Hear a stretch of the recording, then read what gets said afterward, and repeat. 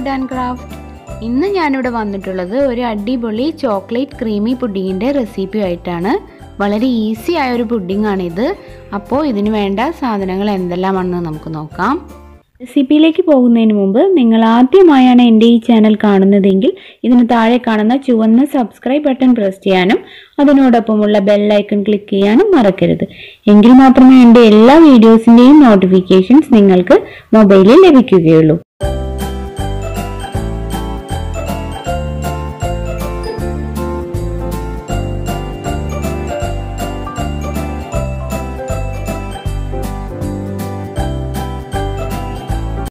Pudding ഉണ്ടാക്കാനായിട്ട് ഞാനിവിടെ 2.5 cup പാലാണ് എടുത്തിട്ടുള്ളത്. പിന്നെ പഞ്ചസാര, പിന്നെ വേണ്ടത് ഉപ്പ്, cocoa powder, vanilla essence, cornflour, പിന്നെ വേണ്ടത് ബട്ടർ. ഇത്രയും സാധനങ്ങളുണ്ടെങ്കിൽ നമുക്ക് ഈ ഈസി ആയിട്ടുള്ള ചോക്ലേറ്റ് പുഡിംഗ് തയ്യാറാക്കിയെടുക്കാം. ഞാനിവിടെ ഇതുപോലൊരു സോസ് പാനിൽ പാലൊഴിച്ച് വെച്ചിട്ടുണ്ട്. ഇനി ഇതിൽ നിന്ന് നമുക്ക് കുറച്ച് പാലൊരു ബൗളിലോട്ട് എടുക്കണം. ഒരു ചെറിയ ബൗളിൽ നമ്മൾ എടുത്തു വെച്ചിട്ടുള്ള 1/4 കപ്പ് കോൺഫ്ലവർ എടുക്കുക. അതിലോട്ട് ഈ പാലിൽ നിന്ന് കുറച്ച് ഒഴിച്ചിട്ട് മിക്സ് ചെയ്യുക. കോൺഫ്ലവർ മിക്സ് ചെയ്ത ശേഷം ഇതിലോട്ട് നമുക്ക് ആവശ്യത്തിനുള്ള കൊക്കോ പൗഡറും കൂടി ചേർത്ത് നന്നായിട്ട് മിക്സ് ചെയ്തെടുക്കുക.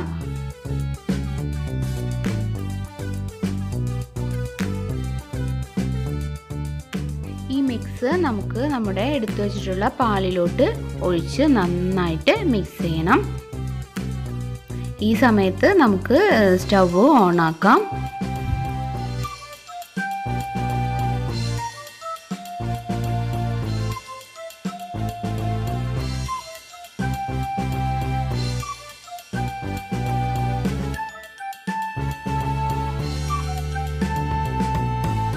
ചെറിയ ഫ്ലെയിമിലാണ് നിങ്ങളിത് കുക്ക് ചെയ്യേണ്ടത്.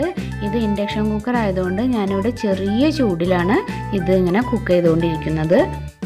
ഇനി നമുക്ക് ഇതിലോട്ട് പഞ്ചസാര ചേർത്ത് കൊടുക്കണം. പഞ്ചസാരയും കൂടി ഇട്ടിട്ട് നന്നായിട്ട് മിക്സ് ചെയ്ത് കൊടുക്കുക. പഞ്ചസാര നിങ്ങളുടെ ടേസ്റ്റിനനുസരിച്ച് ചേർത്താൽ മതി.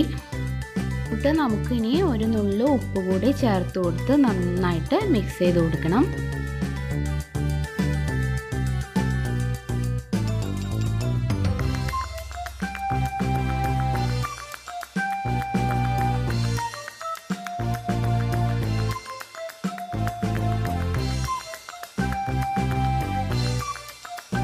ചെറിയ തീയിൽ ഇങ്ങനെ ഇളക്കിക്കൊണ്ടിരിക്കുക.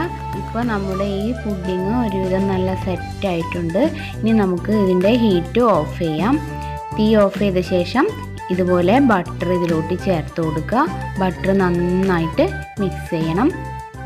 ഇതിനോടൊപ്പം തന്നെ വാനില എസൻസ് കൂടി ചേർത്ത് നന്നായിട്ട് മിക്സ് ചെയ്ത് യോജിപ്പിക്കുക.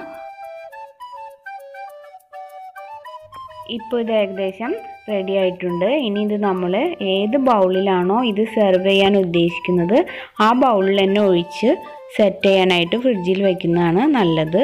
ഒരു ക്രീമി ആയിട്ടുള്ള ടെക്സ്ചറിലാണ് ഇതിപ്പോൾ എത്തിയിട്ടുള്ളത്. പുഡിങ് ഇതുപോലുള്ള 2 കപ്പിലോട്ട് ഒഴിച്ച് വെച്ചിട്ടുണ്ട്.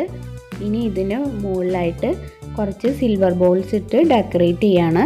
നിങ്ങളുടെ കയ്യിൽ സിൽവർ ബോൾസ് ഇല്ലാന്നുണ്ടെങ്കിൽ കാഷ്യൂ നട്ട്സോ ബദാമോ എന്ത് വേണമെങ്കിലും ഇട്ട് നിങ്ങൾക്ക് ഡെക്കറേറ്റ് ചെയ്യാം.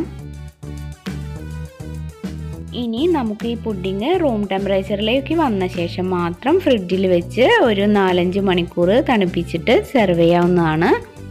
നമ്മുടെ ഈ ടേസ്റ്റിയും ഈസി ആയിട്ടുള്ള ഈ ചോക്ലേറ്റ് പുഡിങ് ഇവിടെ റെഡി ആയിട്ടുണ്ട്. നിങ്ങളെല്ലാവരും തീർച്ചയായും ഇത് ട്രൈ ചെയ്ത് നോക്കണം. റെസിപ്പി ഇഷ്ടപ്പെട്ടിട്ടുണ്ടെങ്കിൽ ലൈക്ക് ചെയ്യുക, ഫ്രണ്ട്സിനൊക്കെ ഷെയർ ചെയ്യുക, സബ്സ്ക്രൈബ് ചെയ്യുക.